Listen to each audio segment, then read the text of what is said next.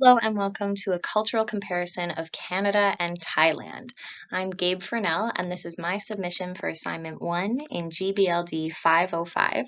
I chose to do a comparison between Canada because it's the country that I live in, where I'm from, most specifically in Edmonton, Alberta, and Thailand because I will be visiting Thailand next month. I'm really excited and here's some of what I'll be expecting.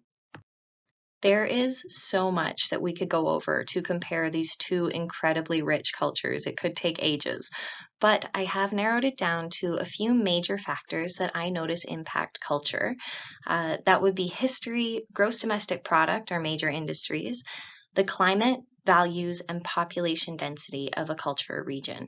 Not only do these have a huge impact on culture, the way they're doing that is by impacting a million other little factors that create culture. For example, food, activities, social issues, religion, transportation. This list goes on, like family norms, gender norms, structures, hierarchies, business, and all of these factors are also playing against each other. They're all affecting each other. So let's discuss a few ways they can do that. Starting with climate, we know that Canada is extremely large and diverse, which means that it has tons of different biomes and a lot of diverse climates. Anything from desert to tundra to almost tropical here in Victoria. It's very different than the very cold winter that I left in Edmonton just yesterday. But we do know that Canada has a reputation for having very extreme seasons. So it'll get very cold, very icy, lots of snow in the winter. It'll be long, and in the summer, it'll be quite short, but we could have pretty high temperatures there. Thailand, on the other hand, is a much smaller country geographically. So it generally all tends to be tropical. It's hot and humid year round, and then they do only have two seasons. They don't experience winter like we do, but they do have dry season and monsoon season, which tends to run from May until October. Regions of Thailand might experience this differently. For example, up in the mountains in the north, they might get more rain than the south, but it's still all tropical, all hot and humid year round, and that really affects the way that they live. The next factor is history, which is an extremely deep topic, but I do want to just focus on the fact that Canada was colonized by the British and French, while Thailand was never colonized. It's actually the only country in Southeast Asia that remains uncolonized, while its neighbors were by the British and French or other powers such as the Netherlands. In Canada, this affects our culture today because English and French are the official languages of our government. Unfortunately, due to colonization, the indigenous languages of the peoples that were here before Europeans are greatly diminished and much more difficult to come by than they should be.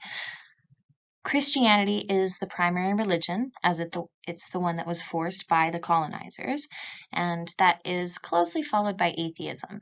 Whereas in Thailand, Thai is still the official language, and 95% of the population is Buddhist, which is a religion that originated in Asia, not in the Western regions. GDP and major industries have a huge impact on the way of life and culture in a given country. For example, pretty much everybody I've ever spoken to who's visited Thailand has raved about how low the cost of living is there compared to somewhere like Canada. As a tourist, dollars that you made in a global north country will go a lot further in somewhere like Thailand, where the cost of living is much lower. We are able to have such a high GDP because we depend on extremely lucrative high trade industries such as oil, banking, lumber, automotives, and mining in Canada, which we're able to do because of our climate and geography. Whereas in Thailand, they tend to depend on tourism, agriculture, manufacturing, textiles, and other services such as transportation.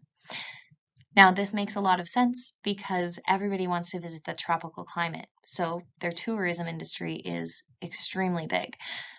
But they are on the up. As Bajpai notes, Thailand, Southeast Asia's second largest economy, has grown in the past generation or two from an undeveloped country to what the World Bank calls a middle-income country. The next factor is population density. For example, Canada is about 19 times larger than Thailand. You can see how small it looks on the map there. but Thailand has nearly twice the population of Canada.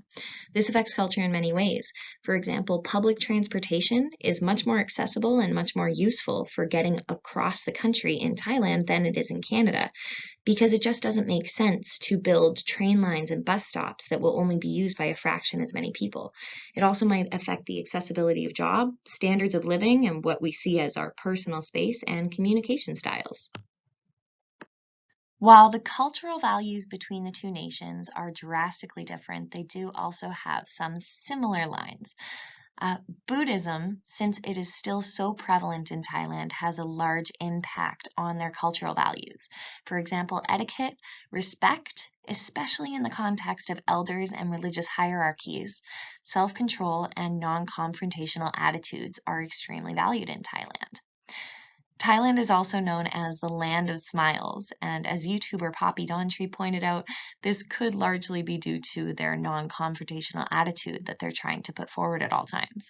Whereas in Canada, we value productivity, equality, diversity, nature, and individuality. These largely come from those settler colonial roots. We're still impacted hugely by Eurocentrism and these capitalist cultures.